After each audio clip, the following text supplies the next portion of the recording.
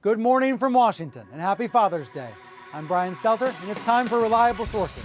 There has been nearly wall-to-wall coverage of the crisis in Iraq, and we are on it too this hour, but with a journalistic question. How can we trust the information we're getting? We will get to that shortly, but first, let's go over the river to Virginia. You know, the thing about earthquakes is that there is no advance warning. You never see them coming. A political earthquake has just happened. This was a political earthquake tonight. A legitimate earthquake in American politics. It's being called a political earthquake. In a stunning upset, Eric Cantor has lost to his Tea Party opponent in the Virginia primary. Yes, Republican House Majority Leader Eric Cantor, one of the most powerful men in Congress, was crushed by his primary opponent, the unknown college economics professor Dave Brat. And seemingly nobody in the media saw this coming. Here's the Washington Post's Chris Cillizza, pulling another earthquake reference here. He calls the loss seismically large. Here's what he tweeted: "I can't remember when I have been so surprised." So here's the question we have to ask this morning. Actually, a friend of mine asked it on Facebook, and that inspired this segment. Here's what she wrote: "I'm fascinated by the failure of the political media establishment to miss this. You have hundreds of journalists and bloggers covering politics, and very little evidence that they were paying attention to this race. Why?" That's a great question. So to answer it, I've assembled an all-star reporter roundtable, including Christina Bellantoni, the editor-in-chief of Roll Call, David Leonhardt, editor of The Upshot, the New York Times website that focuses on data-driven reporting, and Jake Sherman, the congressional reporter for Politico, who was in Richmond covering the upset. Jake, when you were at Cantor's election night event, I'm guessing you were thinking it was going to be a victory party like he was thinking it would be. And a lot of his supporters thought it would be a victory party too.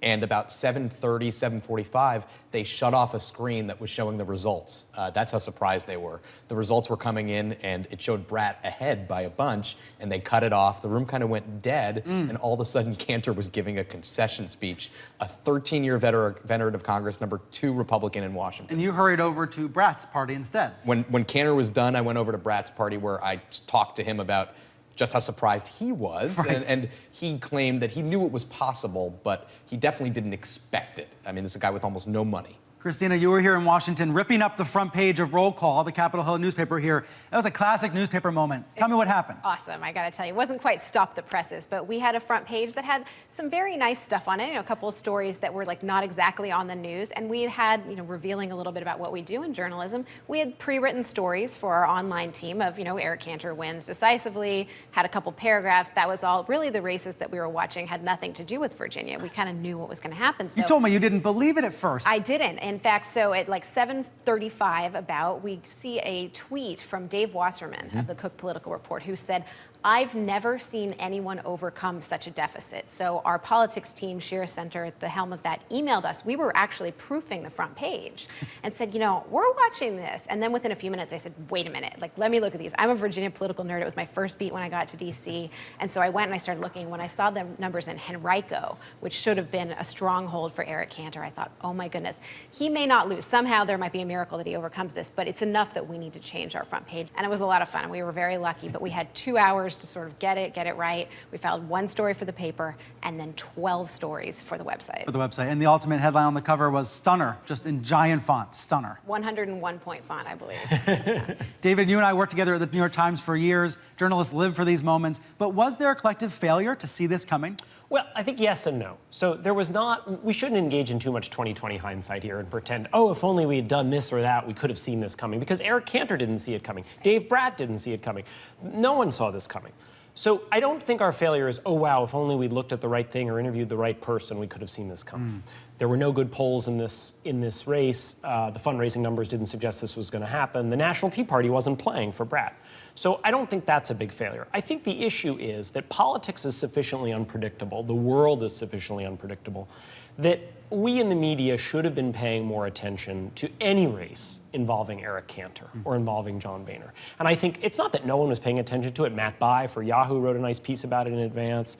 You were down there. But we should have been paying more attention to than we were, not because we thought he was going to lose, but because he's Eric Cantor. Christina, do you agree?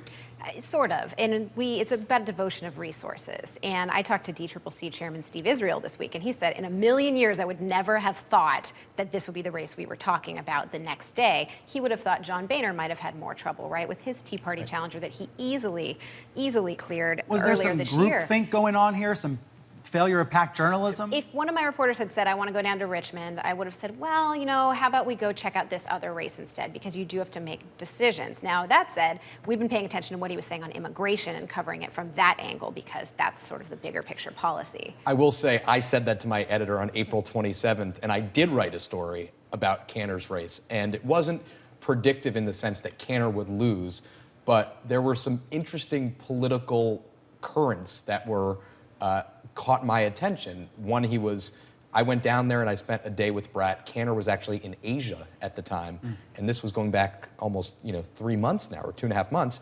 And I went to a bunch of events with Brat, meetings of the establishment Republican Party that Cantor should have a grip on, and he didn't. And Brat supporters outnumbered Cantor supporters 30-1 in some cases. I mean, it was clear that there was some anger in the district, and it was because some moves that Cantor was making inside the Republican Party. That being said, as a reporter, it's irresponsible to say Cantor could lose when the guy has millions of dollars in the bank. Brat had about $40,000 in the bank, and there were no real clear signs that Cantor was losing ground. And it's impossible to talk to 20,000 voters. Right. And it was impossible to know if the Tea Party that was so fervently for Brat, if they would come out and vote. Here's the comparison I would make. We've paid an enormous amount of attention to Mitch McConnell, to his primary, to his general election. Nate Cohn has written at the Upshot that McConnell is probably in better position than most people think. Yeah. Right? We think McConnell's in a quite strong position. That doesn't mean he's going to win. But I would argue that we in the media should have taken 10% of the attention we've paid to Mitch McConnell and instead devoted it to John Boehner's and Eric Cantor's primary. Not because we then would have seen it coming, but because the marginal story on Cantor's and Boehner's primary would actually serve readers better than the 400th story about Mitch McConnell's race. What I love about this is that it proves the importance of actually voting and showing up, right? Like for the grassroots activists, no matter where you come down politically, like you can actually do something if you're passionate about it. And so I love talking about that. I mean, that's why I'm a political journalist, right? We're talking about how there were some outlets paying attention, Politico was. There were also ones on the right that were paying attention, which brings us to Red News, Blue News, our weekly look at how the partisan media is or is not covering certain stories or bending them a certain way. I want to play a clip from Laura Ingraham on Fox News the night of Brat's win. This is a massive wake-up call to the Republican Party if they choose to actually, wake up at this point. Laura Ingraham not only was talking up Brat, she even went to a fundraising rally for him about a week before the election. Jake, do you think Laura Ingraham and other radio hosts played a big part in his eventual win? Yes, and in fact, Brat told me that election night. They talked about him nonstop on their radio show. They blasted Cantor on the regular.